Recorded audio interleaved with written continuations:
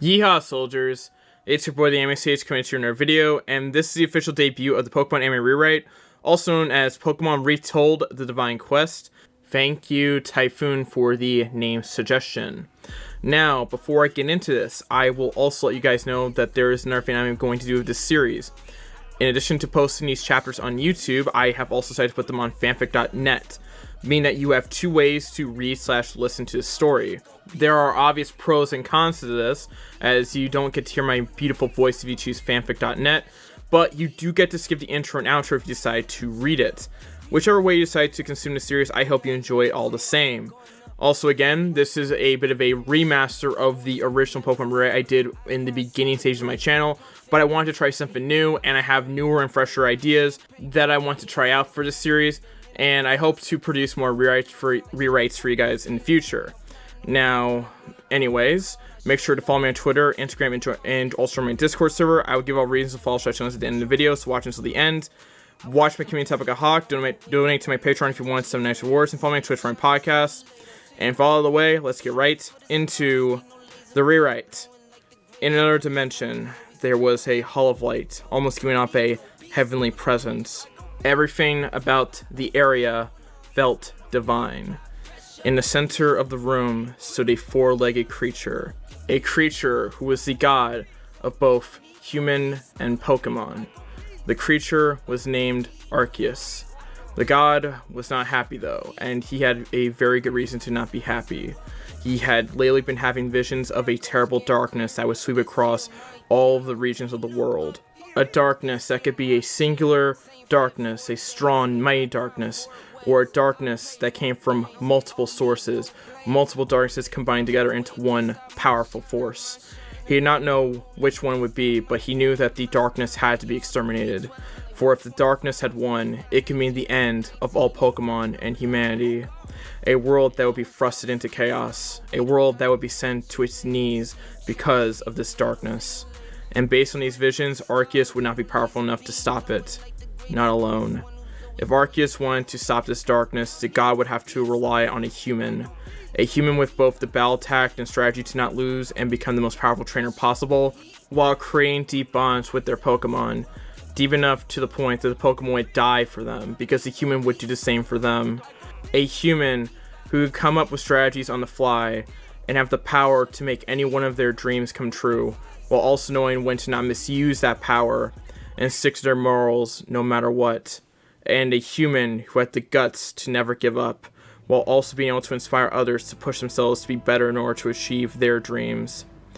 Arceus visioned being captured by this human and allowing itself to be captured, which shocked the god at first, but it made sense.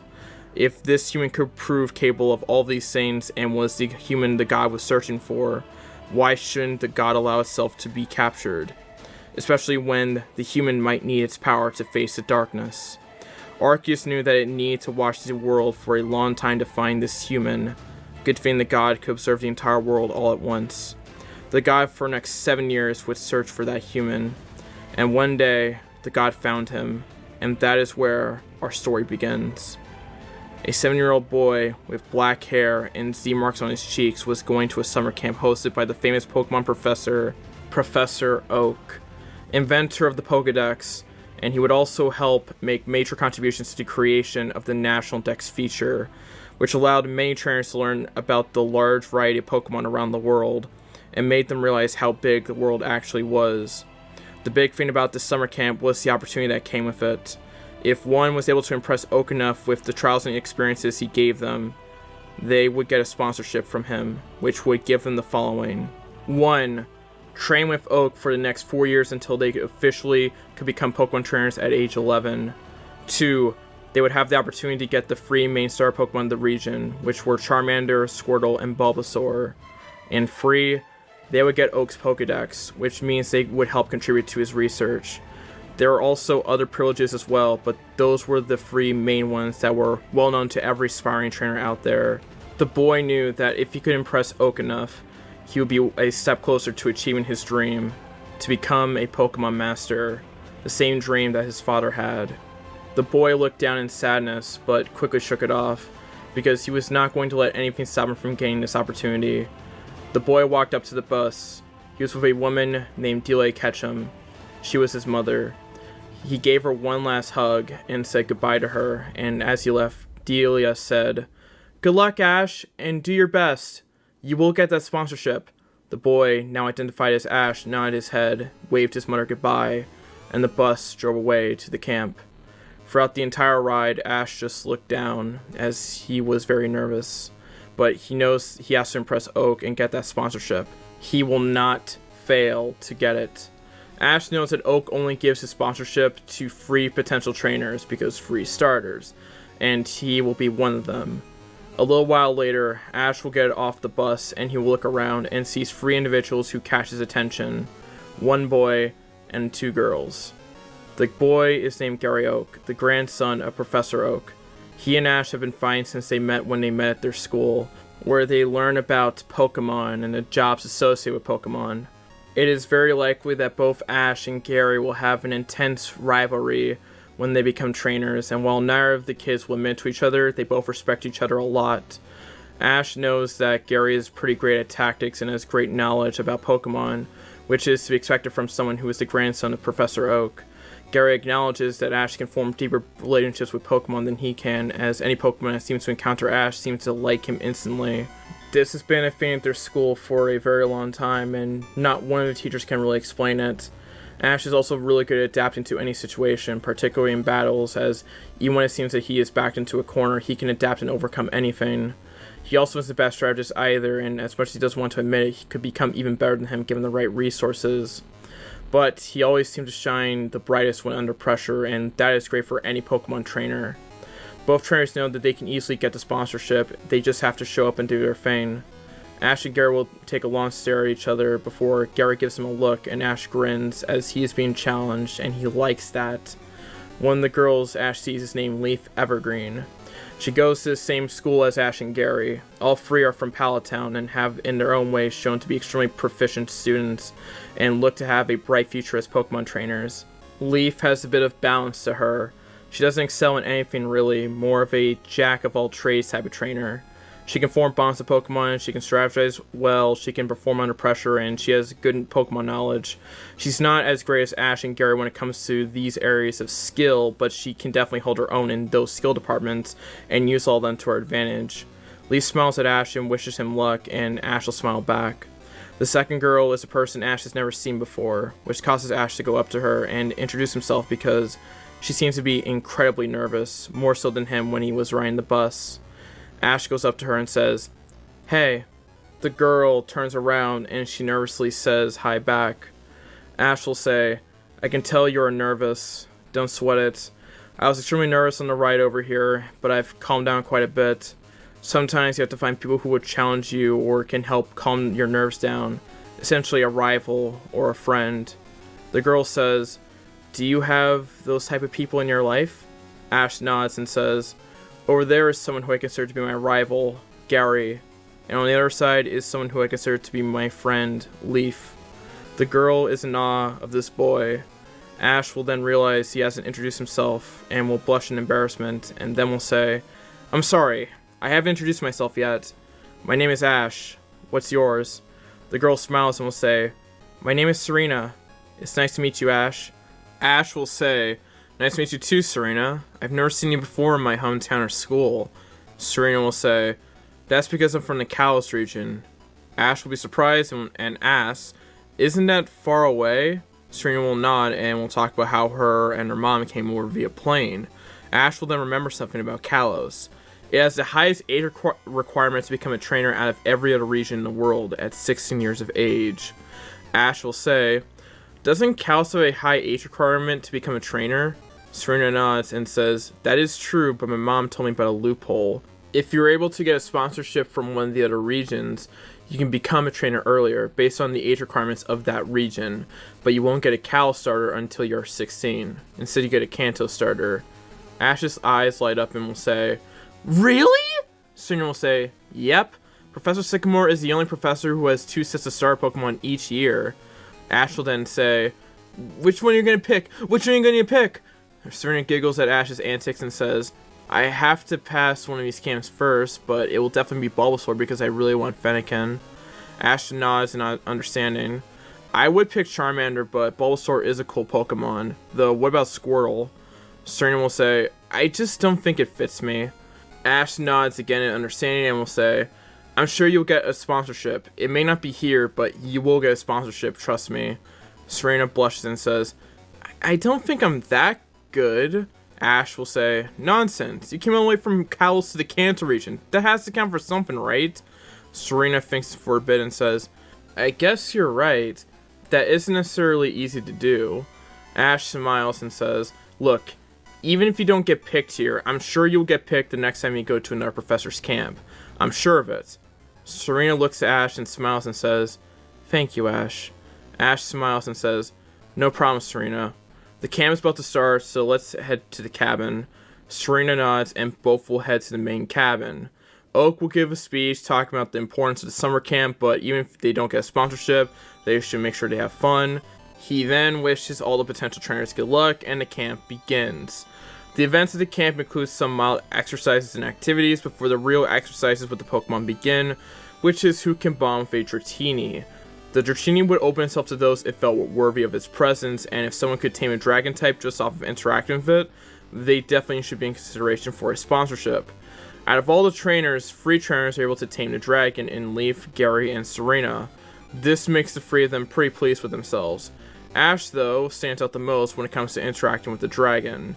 Ash goes out to touch the Dratini, then allows itself to be pet, and even snuggles up to Ash, which it did not do for anyone else. Oak smiles as this is definitely a good sign for this boy's future, and if he can become friends with a dragon type like this, he should definitely become a sponsored trainer. Gary gets this look of course, while Serena and Leaf are in awe. Serena asks, how is Dratini opening itself to Ash like that? Gary decides to answer her question. Since I've known Ash, he has been able to form deep bonds with Pokemon. He also can somehow understand what they're saying. Serena asks, wait, right away? Without having to capture and bond with the Pokemon? Gary nods and Serena stares at him in awe. The next activity is berry hunting, and the kids will go into the forest to search for the berries they have to find. Ash will be able to eventually find the berries he needs, but he then hears a pain cry, and will see that Serena has hurt her ankle. Ash decides to step in and help her. Serena will see Ash and is glad to see someone come to help her. She says, I'm sorry you have to see me like this and potentially waste time to collect berries. Ash will say, it's not a big deal, plus I've already collected all my berries already. Here, let me help wrap your ankle with this. Ash takes out and rips out the cloth from his berry basket and wraps up Serena's ankle and will help her up. He asks if she has collected all her berries, and Serena says she just needs one more, and it's a Yachi berry. Ash decides to help Serena find her berry. A little while later, Oak and the other kids wonder where Serena and Ash are, as they are the only kids missing. Just as Oak is about to send workers to investigate, a boy carrying a girl on his back emerges. It's Ash and Serena.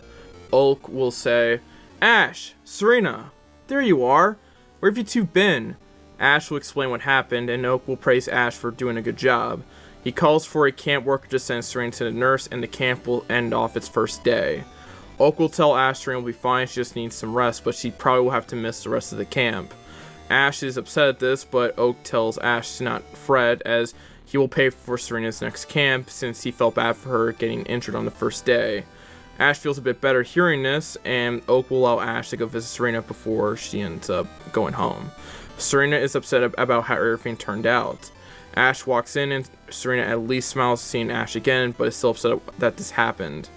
Ash will say, don't sweat it. Remember, I said that even if you don't get a sponsorship here, you'll get in the next region. I just know you will.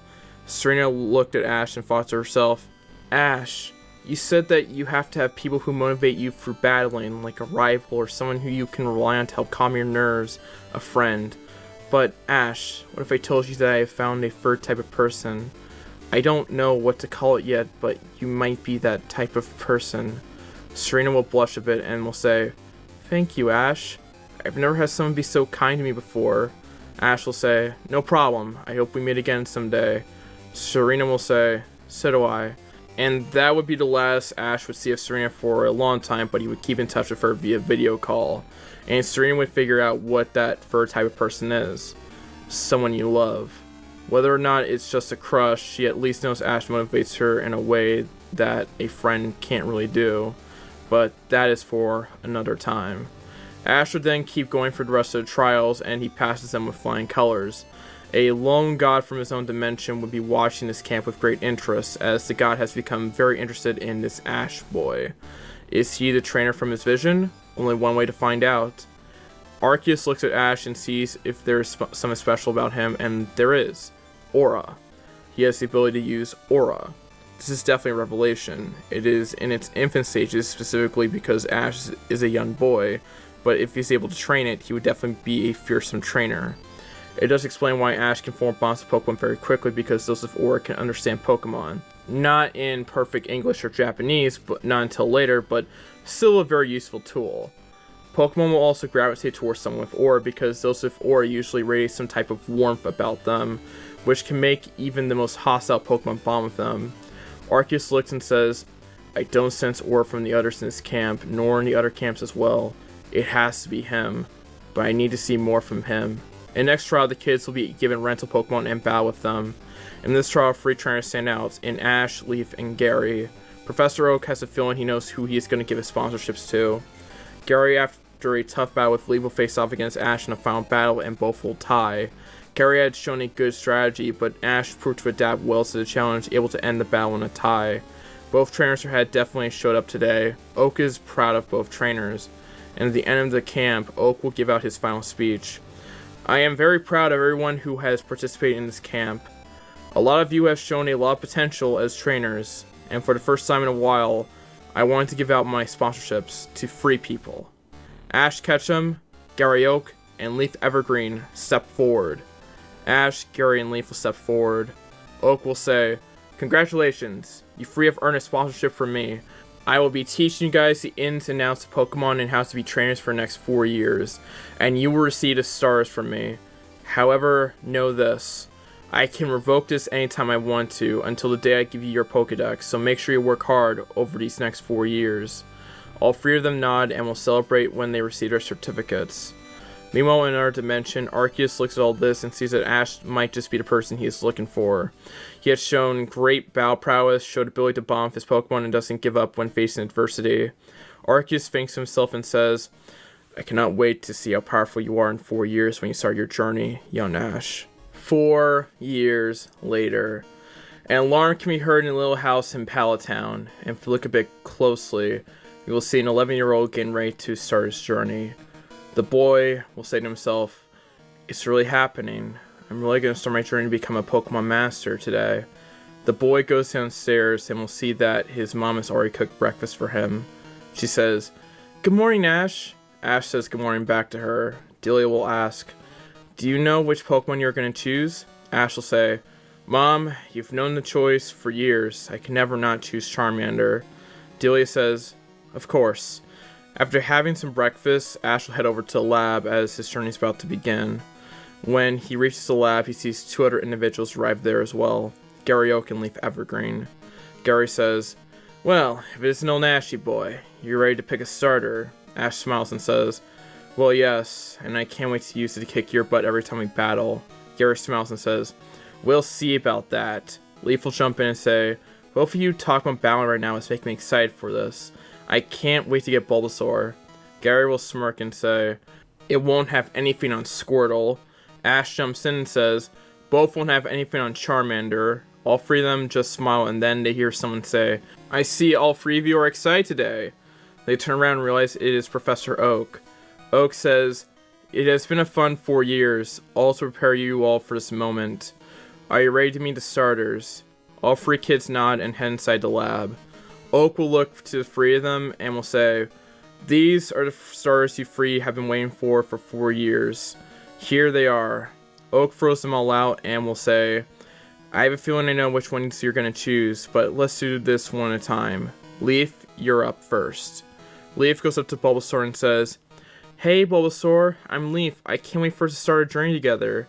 Bulbasaur goes up to her and licks her, and Leaf giggles. Oak says, Ash, you're next. Ash goes up to Charmander and will say, hey Charmander, I am so excited to begin my journey with you. I hope to make you the strongest Charizard you can be, and I know you will help complete my dream of becoming a Pokemon Master. The Charmander is shocked a little bit by Ash, as it has in a way wanted to become a Charizard, and if this kid is serious, then he will be the strongest Charizard possible. And this Pokemon Master Goal sounds interesting, so Charmander should stick with this trainer. Charmander hugs his trainer, and Ash hugs Lizard back. Gary is last, and he takes Squirtle, the Pokemon he has wanted since the beginning. Gary will go up to Squirtle and will say, "Hey Squirtle, let's become strong together and also kick old Ashy Boy's butt." Gary would probably say another word, but Oak would not like hearing it, so he substituted butt with it. He then fist bumps his Pokemon, and then Ash looks at Gary and says, "Dang, we haven't even started our journeys yet, and yet you're already lying to your Pokemon." Gary will say, "We'll see who's lying to whose Pokemon when I beat you in the Indigo Plateau 1 year from now." Both boys will have lightning form from their foreheads, and Leaf will cough and say, "Ahem," and Gary and Ash will calm down. Oak then says, "Now that you have your Pokemon, here is the next gift you get from me. Mega Stones." Leaf, Gary, and Ash's eyes widen in wonder as they know what Mega Evolution is. Oak will say, "You'll be tasked with holding onto these stones. You will get the Keystone later when your Pokemon have fully evolved. Use the stones as motivation during your training. Not that you need any more of it." The free kids will thank Professor Oak. Oak finally says, "You three will be on a journey like no other. Not many trainers will get my sponsorship. And yet I thought the three of you were worthy enough of these starter Pokemon when I saw how you did the camp only 4 years ago. I can't do anything else right now but to say this. Good luck on your journey, and remember, don't do anything stupid." The free trainers will nod, receive their Pokedexes, and will go on their way. They'll say goodbye to their parents, and all three of them will go their separate ways. Ash decides to take a look at his Charmander and looks up his abilities and moves. The Charmander has the ability Blaze and the hidden ability Solar Power, which is locked. Pokemon can have one of two regular abilities, and with hard training they can unlock those hidden abilities. The strongest Pokemon will always have one of their regular abilities and their hidden abilities, and it's the mark of a strong trainer to have both types of abilities. Ash then checks the moveset of his Charmander and sees it has the standard moves in Scratch and Leer, and also has the moves Ember and Smokescreen. The Charmander also has the egg moves Dragon Rush, Flare Blitz, and Bite, but they were locked. Charmander was definitely a strong Pokemon. A Pokemon can learn an infinite number of moves, but it is based on the strength of the Pokemon, the training it does for each move, and the bond between Pokemon and trainer. There are also times where moves can be upgraded into more powerful ones. For example, Ember can be upgraded into Flamethrower as the Pokemon trains and grows, or evolves, because you are never going to see a Charizard or an Arcanine use Ember. Now with egg moves, they are in the same boat as hidden abilities. They are locked like hidden abilities and will only be unlocked after hard training. Egg moves come from breeding. More specifically, they are the compatible moves that the Pokemon can pass on to their kids after they breeded together. A Pokemon can inherit more than one move from each parent, but it always has at least one move from each parent. Ash looks at Charmander and says, "You seem to be really strong, Charmander. These moves are insane." Charmander just flexes. Ash will then tell Charmander to stop and sees a Pokemon he didn't really expect to see, a Nidoran male. These Pokemon can evolve into Nidoking, a very powerful poison ground type Pokemon, and one of the strongest Pokemon in Kanto. Ash tells Charmander, "Charmander, it's time for your first battle." Charmander is excited. Nidoran sees the challenger and gets ready to fight. Ash says, "Charmander, use Ember." Charmander unleashes an Ember attack and it strikes Nidoran. The Nidoran will go in for Peck, but Ash will tell Charmander to dodge it. Ash commands Charmander to use Ember again and will hit the Nidoran again. Ash would tell Charmander to use Scratch, but is worried about the Nidoran having Poison Point, an ability that can poison Pokemon if it makes physical contact with it. Ash then remembers the lectures from Oak about being very careful with certain Pokemon because of their abilities, as it can potentially cause status ailments if they're not careful. The example Oak used, Nidoran and its Poison Point. Nidoran will try to go for Leer, but Charmander will use Leer back and both will be cancelled out. Ash then calls for Charmander to use Ember a final time, and this time it hits the Nidoran hard. Ash feeling that the Pokemon is weak enough throws a Pokeball, and the Pokemon will be in the ball. Ash then thinks back to the lecture where Oak told everyone about what to do when capturing a Pokemon. He always stressed throwing a Pokeball when it was weakened enough, and to always keep their guards up, because depending on the Pokemon, if they don't capture said Pokemon, they could summon more Pokemon. such as a Spearow summoning its flock, and making their day a living nightmare, or potentially it could lead to their deaths because nothing can be more deadly than a flock of pissed off Spearow. Ash looks at the ball. 1 shake, 2 shakes, 3 shakes, click. Ash has caught his first Pokemon, and for Charmander, it is happy because it won its first battle. Ash then releases the Nidoran and will say, "Hey, welcome to my team, Nidoran. I'm sorry about the pain me and Charmander inflicted on you earlier. Let me help you." Nidoran looks at Ash curiously and will see him take out some potions and food. Flashback to an Oak quote. "Always make sure you heal the Pokemon you have caught after you catch them, and maybe also give us some food. You don't have to do it, but it is common courtesy to any Pokemon, and they are sentient creatures. Treat them with respect, and they are sure to respect you." As if I would ever leave a Pokemon out to starve and lick its wounds, Ash said to himself. Ash gives Nidoran a potion, and while it does sting a little bit, Nidoran feels a bit better afterwards. Ash then gives Nidoran some food, and it happily munches on that. Ash says, "Nidoran, mark my words when I say this. I want to make you as strong as you can be, and I hope you can help me accomplish my dream of becoming a Pokemon Master. I will warn you, my training will be tough." Charmander nodded as Ash had shown Lizard the train schedule Ash had planned for it, and while it looked hard, Charmander knew that it would have to work hard if he wanted to be as strong as he could be. Plus, Ash did not seem to be the type of trainer who would push his Pokemon over their limits. If they were exhausted, he would give them rest. Nidoran took that as a challenge and says something on the lines of, "Bring it on." This human was interesting, and it did want to become a powerful Nidoking at one point, so why not put trust in his kid? Nidoran tried to lift up his small paws, but they were a bit short. But Ash saw what the Pokemon was trying to do, so he fist bumped the Nidoran and then pet its head around where the horn was. Meanwhile, Arceus was looking down from his dimension and said, "The boy has finally started his journey. His development has been amazing, but that's what happens when you're taught by a professor like Oak.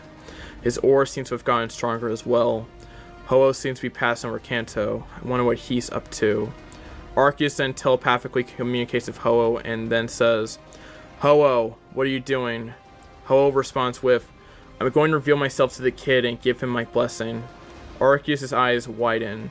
"So, you think he is the one from..." Ho-Oh cuts him off saying, "It is very possible. I've been watching him for a long time, and I think what you've been saying about him is true. He's not fully ready yet to face his destiny, but he definitely has a lot of potential, and him having aura only makes things better." Arceus says, "More and more I have been convinced that he is a trainer for my vision, and the fact that you are willing to give him your blessing only confirms my beliefs even further."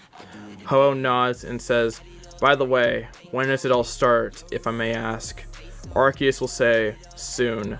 My visions of this darkness have become clearer, and shows smaller evils using legendary Pokemon for their nefarious purposes that could destroy the world. But based on the visions, it's possible they are taken down by the trainer in my visions. But then from the ashes of those teams, a greater evil will envelop the world, and will make the chaos the previous organizations caused look like child's play." Ho-Oh nods and says, "Sounds like the boy has a long journey ahead of him." Arceus nods and says, "Yes. I don't fully know if he can stop this evil. Heck, he might not be able to take down the smaller evils. But he may be our last hope, as I don't sense the same hope and promise from anyone else." Ho will say, "Agreed. I'm almost near the kid. I'm about to reveal myself to him. See you later, father." Arceus nods and will say goodbye to Ho-Oh. Meanwhile, Ash is with his Pokemon, about to return his Pokemon to their Pokeballs, when all of a sudden, he sees a Pokemon flying overhead. Ash takes out his Pokedex, and when he sees the Pokedex identified as Ho-Oh, he freaks out. Ho-Oh hasn't shown himself for hundreds of years, and in fact he's the first person to see it in so long is insane. Ash has also heard lore about Ho-Oh. It is said that those who see Ho-Oh are blessed with eternal happiness and are destined for greatness, almost like they're being blessed by a god. Ash will say, "Well, Charmander, Nidoran, I guess our regular quest has just become a divine quest." Charmander and Nidoran nod with Ash in agreement. What is in store for Ash? Find out as the journey continues. Thank you all for watching the debut chapter of the Pokemon Rewrite, The Divine Quest. I did a lot of work for this series, as it's probably the most pages I've ever written for a series in my life, actually. 14 pages, so yeah, I guess just, at least give it a chance, and, you'll be rewarded with some pretty good storytelling. Now, I do want to explain a couple points where I went with the story. One, when I originally did the pitch for the Pokemon Anime Rewrite back in the summer, you guys wanted Charmander as Ash's star, so I did that. And one of the other things I wanted to do was add more context to Ash as a trainer, as well as some other trainers as well, because Serena was at this camp in the Pokemon anime, but we never really got an idea of what the purpose of that summer camp was fully. So I decided to add a bit more of a purpose for those types of summer camps, as they would probably hold weight of getting sponsored. And I feel like that since I added that in there, it kind of made Ash's past a little bit more meaningful in a way, and I think it did a good job of characterizing this kind of new Ash in a way.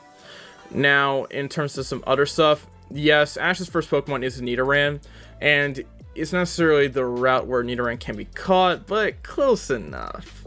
And I guess one final thing to address is that Ash will definitely be catching some Pokemon along the way. Not all of them. I just think that these Pokemon that have a general fit with Ash from the original series that I should have caught, but they're also going to be Pokemon that I think really fit Ash the most in this new canon timeline as I work on this rewrite.